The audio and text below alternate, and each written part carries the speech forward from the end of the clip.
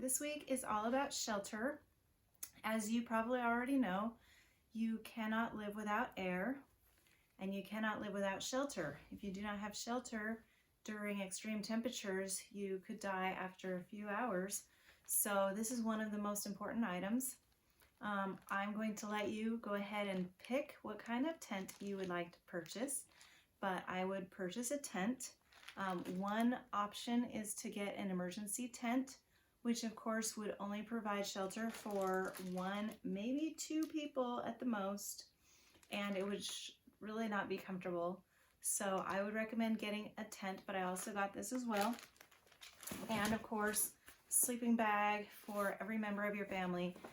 Even though this is an easy week as far as explanation, it can be very pricey. So that's why I wanted to spread these out into 12 different weeks instead of 12 different days, as some of the items can be expensive. But I believe that it's very important and you never know when you're going to need it.